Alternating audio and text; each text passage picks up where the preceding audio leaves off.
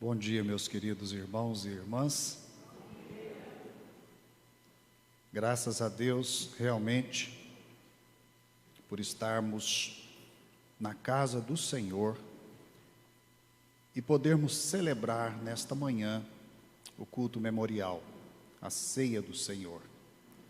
Eu gostaria de convidar os queridos irmãos e queridas irmãs para a leitura do texto bíblico que se encontra em Mateus, capítulo 26. Mateus, capítulo 26, os irmãos podem permanecer assentados. Gostaria de pedir a paciência dos irmãos, porque eu vou ler o texto completo, do 17 ao 30, para podermos nesta manhã meditarmos um pouco sobre isto que vamos fazer, a celebração da ceia do Senhor.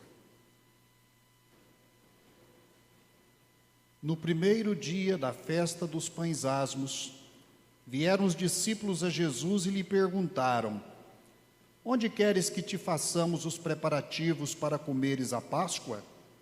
E ele lhes respondeu: ide à cidade ter com um certo homem e dizei-lhe: o mestre manda dizer, o meu tempo está próximo, em sua casa celebrarei a Páscoa com os meus discípulos. E eles fizeram como Jesus lhes ordenara e prepararam a Páscoa. Chegada a tarde, pôs-se à mesa com os 12 discípulos. E enquanto comiam, declarou Jesus: em verdade vos digo que um dentre vós me trairá. E eles, muitíssimo contristados, começaram um por um a perguntar-lhe: porventura sou eu, Senhor? E ele respondeu: o que mete comigo a mão no prato, esse me trairá. O Filho do Homem vai, como está escrito a seu respeito, mas ai daquele por intermédio de quem o Filho do Homem está sendo traído. Melhor lhe fora não haver nascido. Então Judas, que o traía, perguntou: acaso sou eu, mestre? Respondeu-lhe Jesus: tu o disseste.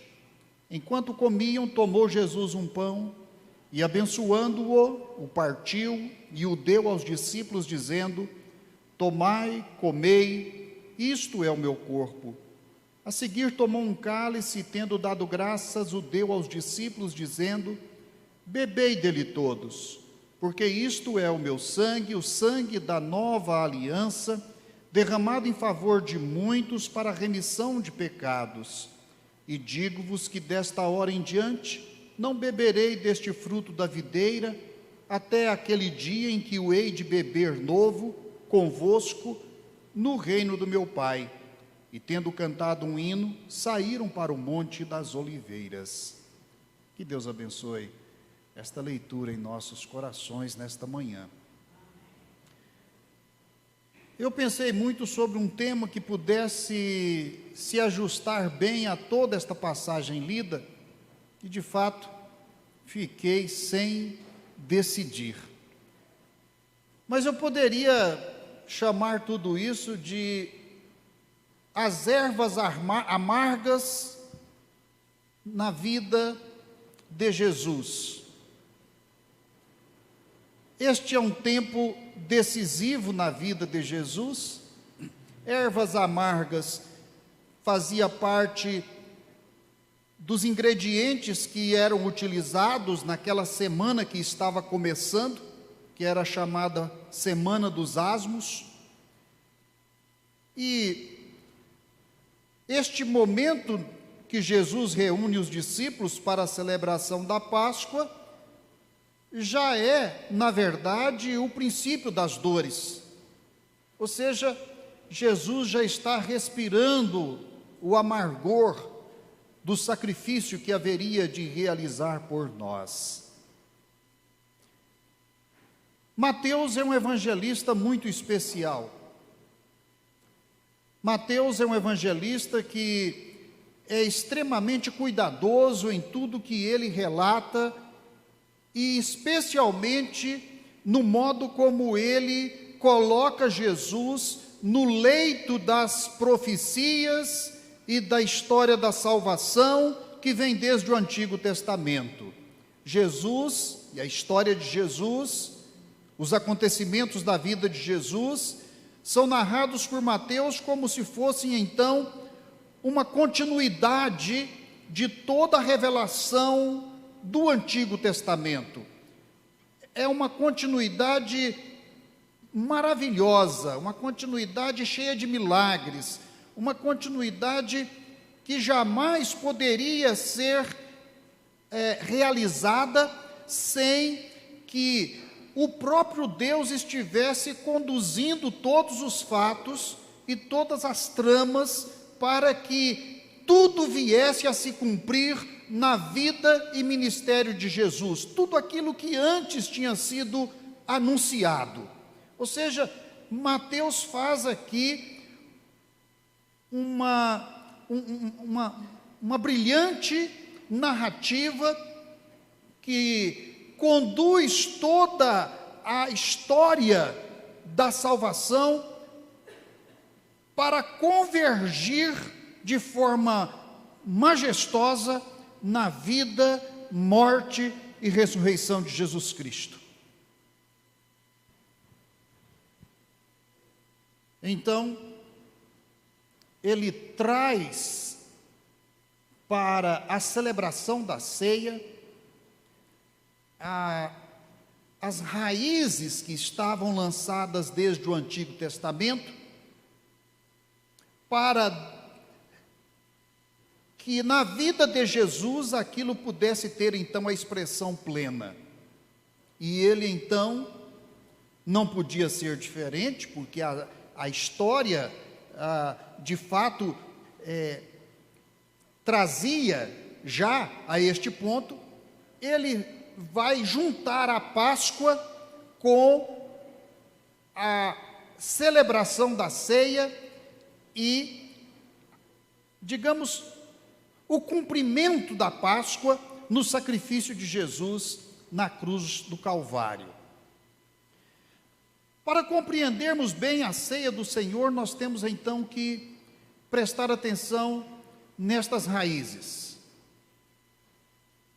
A ceia do Senhor, ela se tornou ao longo da história uma doutrina muito instrumentalizada.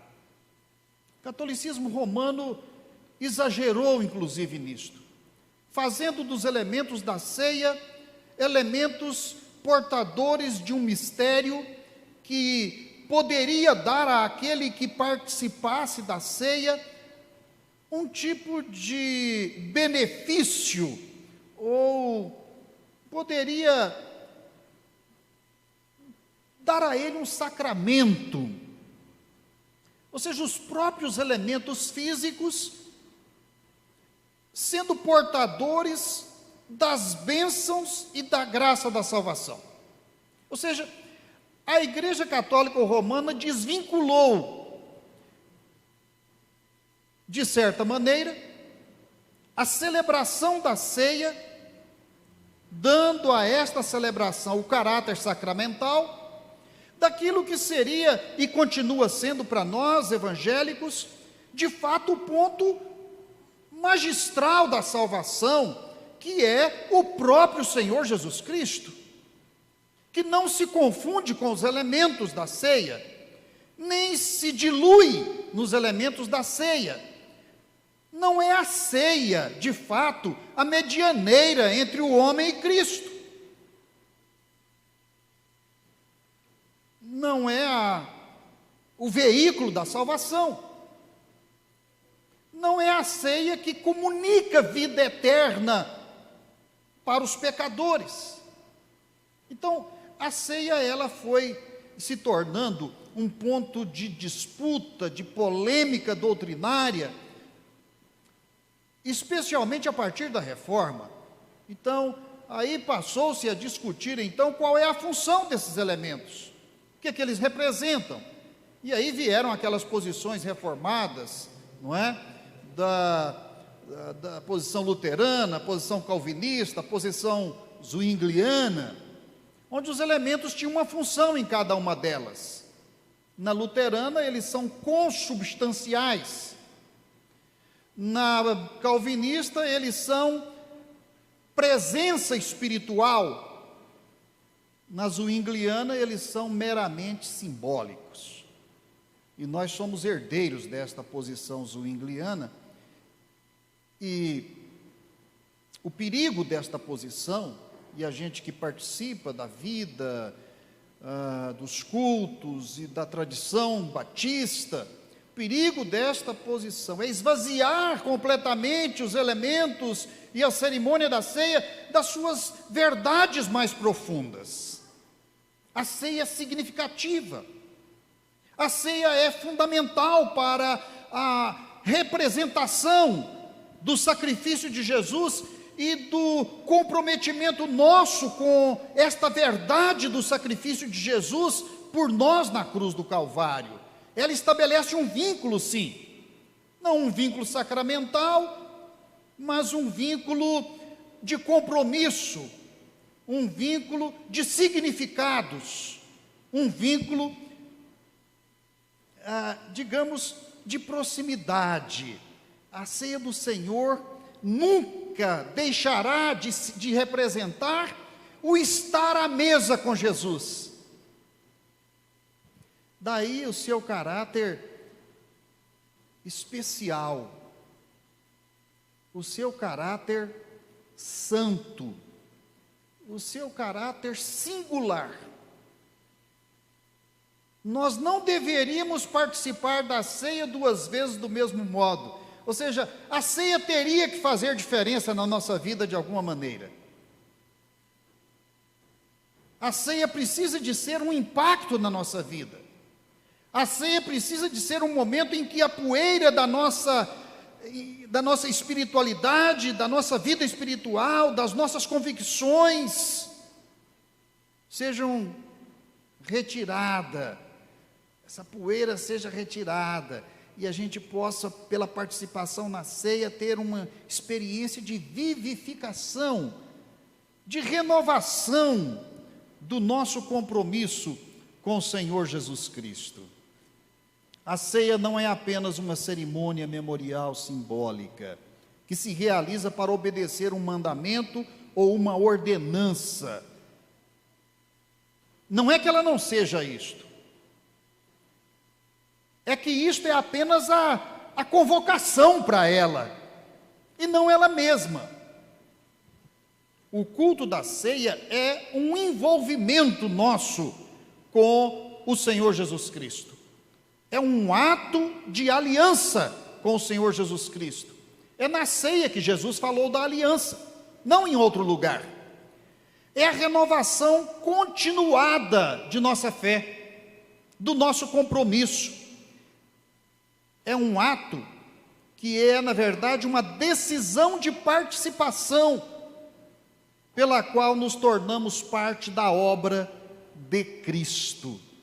Quando Jesus chamou os seus discípulos para a ceia, ele os chamou para um envolvimento, para a aceitação, para o recebimento do que ele oferecia, para a adoração, para o comprometimento. Na ceia, Jesus e os discípulos, nós e Jesus, selamos uma aliança eterna com Cristo.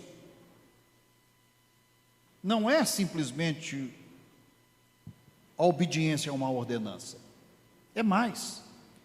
Perdemos o mundo para ganharmos o reino dos céus, diante do sacrifício de Jesus, representado na ceia.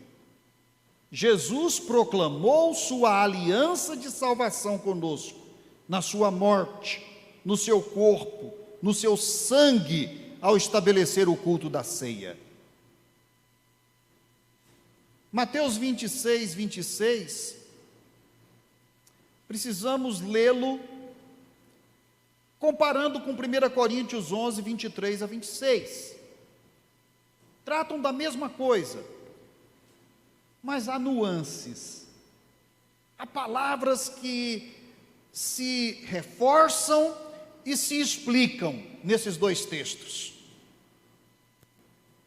Mateus 26, 26, texto que nós lemos, diz: enquanto comiam, tomou Jesus um pão e, abençoando-o, o partiu e o deu aos discípulos, dizendo: tomai e comei, isto é o meu corpo.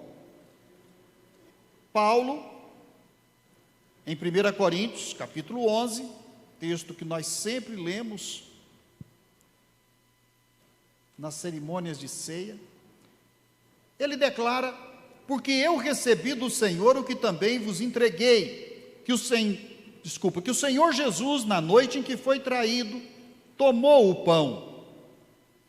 Ora, como é que esses dois textos se completam e como é que eles ajudam a compreender melhor a ceia do Senhor? O segredo está na palavra entregar ou trair.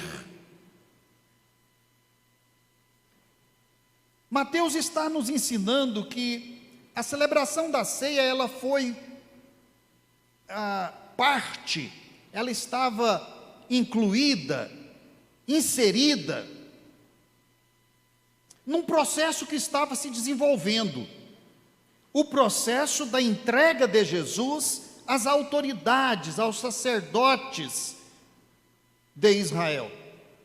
Ou seja, havia um processo em andamento, dentro do qual Jesus chamou os discípulos para a aliança e deu a eles aquilo que representaria o seu corpo e o seu sangue. Ou seja, a história que nós temos subjacente à ceia é a de Judas negociando com os sacerdotes no templo a entrega de Jesus. E nós aprendemos que isso foi a traição.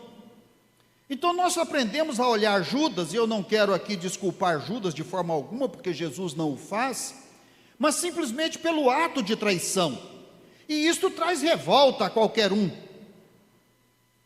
Como um amigo pode trair o outro? E o ato da traição, ele se torna tão volumoso que o outro aspecto do processo fica encoberto, que é o processo da entrega.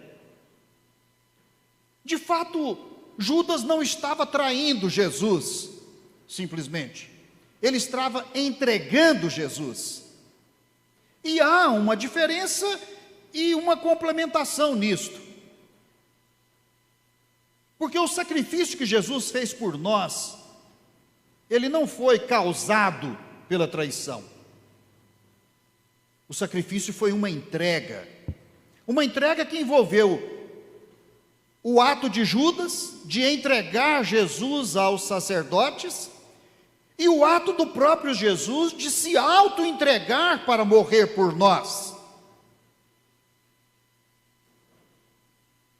Quando Judas vai procurar os sacerdotes, ele procura Caifás, que era o principal dos sacerdotes, e propôs: que me quereis dar e eu vos entregarei. Ele não diz aqui, eu o trairei. Ele diz aqui, eu vos entregarei. E pagaram-lhe 30 moedas de prata. E desse momento em diante buscava uma boa ocasião para o entregar. Ou seja, começou o processo da entrega. Já estava combinado, os fatos em Jerusalém estavam correndo, começou a semana dos Asmos, chegava então a Páscoa, e o processo de entrega de Jesus para o sacrifício estava em andamento. Judas o trairia, Judas o entregaria. Então veja que o ato tem dois aspectos, não é? Então, enquanto ele está sendo entregue à morte, ou seja, enquanto transcorre aquele negócio de traição, Jesus se entregou aos discípulos na mesma noite. É isso que Paulo diz. Paulo diz: eu recebi do Senhor o que também vos entreguei, que o Senhor Jesus, na noite em que foi traído, A palavra, na verdade, não deveria aqui ser traduzida apenas por traído. Na noite em que ele foi entregue, ou que ele estava sendo entregue. O grego tem algumas peculiaridades, não é? E o verbo usado aqui é um verbo que ele adquire uma forma processual. Então ele está sendo entregue. Na noite em que ele estava sendo entregue, não tinha sido entregue ainda, mas estava sendo entregue. E é nesse sendo entregue que Jesus então institui a ceia. Então, na mesma noite, através do pão e do licor da videira, ou fruto da videira, Jesus se entrega aos discípulos. Ao tempo em que ele está sendo entregue aos sacerdotes, ele se entrega aos discípulos. Como é que ele faz isso? Jesus identifica esse momento como o seu kairós. Kairós é uma palavra muito conhecida no linguajar teológico, porque o kairós é a expressão de um tempo onde se cumpre um propósito de Deus. É o tempo da plenitude, ou seja, o tempo quando as coisas estão maduras para que a vontade plena de Deus se realize de forma perfeita. Então, os discípulos, quando começou a semana, era tardinha do primeiro dia da semana, os dias para os hebreus começam exatamente à tarde, não de manhã ou à meia-noite, como para nós. Isso é significativo aqui, porque a ceia, ela é instituída no início da noite. Ceia é uma palavra para a refeição que se toma no início da noite. De manhã é café da manhã, meio-dia é almoço, mas aqui é ceia, é no finalzinho do dia, início da noite, ou seja, na passagem de um dia para outro. Então diz que era o primeiro dia dos pães asmos. A palavra pão não aparece aqui, aparece a palavra asmos, porque os judeus identificavam essa semana como a semana dos asmos, ou seja, quando eles deveriam comer o pão não fermentado. E há um significado para isso, e os irmãos podem ler lá em Êxodo, no texto que faz a instituição da Páscoa, para entender a razão pela qual o pão era sem fermento. Vieram os discípulos a Jesus e lhe perguntaram: onde queres que te façamos os preparativos para comeres a Páscoa? Os discípulos estavam então preocupados com a Páscoa e em agradar Jesus, porque Jesus não poderia comer a Páscoa com a sua família. A Páscoa era uma instituição familiar, ela era celebrada pelas famílias. E aqui, Jesus está em Jerusalém, tanto ele quanto os discípulos eram da Galileia. Então, haveria uma forma dele celebrar essa Páscoa. E os discípulos, parece, não estavam bem informados a respeito, mas Jesus, sim, estava com tudo premeditado, com tudo planejado. E os discípulos perguntam: onde queres que preparemos a Páscoa? O Senhor tem algum lugar? Há alguém que te convidou? E então Jesus disse: ide à cidade, tem lá um certo homem, o nome deste homem não aparece, não sabemos quem é. José de Arimateia? Pode ser. Nicodemos? Não sabemos. Algum dos apóstolos? Provavelmente não. Mas alguém que desfrutava da intimidade de Jesus, com certeza, porque ele entendia exatamente o que os discípulos iria dizer a eles. Ele já tinha, na verdade, combinado com Jesus aquilo. E Jesus tinha, inclusive, colocado ele a par do que haveria de acontecer, que haveria um tempo quando Jesus precisaria dele, e este tempo era o tempo especial, onde Jesus cumpriria a finalidade pela qual viera a este mundo. Manda dizer a ele o seguinte: o meu tempo está próximo, em tua casa celebrarei a Páscoa com os meus discípulos. Ora, esta é uma frase que tem várias implicações, não é? Como é que este homem era conhecido de Jesus? Como é que ele poderia decifrar essa palavra ou esta frase enigmática? A tradução para esse texto é: o meu kairós está acontecendo.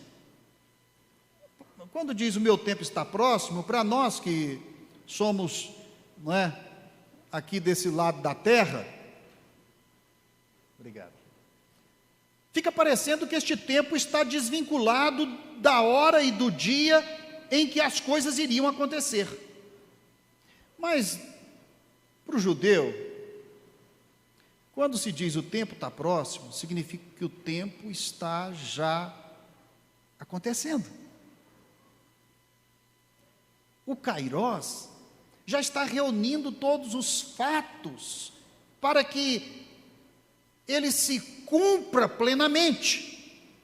Ora, uma dessas coisas que já estava acontecendo era a entrega de Jesus para os sacerdotes, que iriam matá-lo, iriam sacrificá-lo. Mas, por outro lado, estava também estava acontecendo já, digamos, a entrega de Jesus. Jesus já está se entregando. E então eles fizeram como Jesus lhes ordenara e prepararam a Páscoa. Há um outro detalhe nesse versículo que não fica transparente. Não sabemos se aquele homem que recebeu ou que convidou Jesus estava à mesa com ele. Ele era um anfitrião. É possível que estivesse à mesa com Jesus, sim, a sua casa.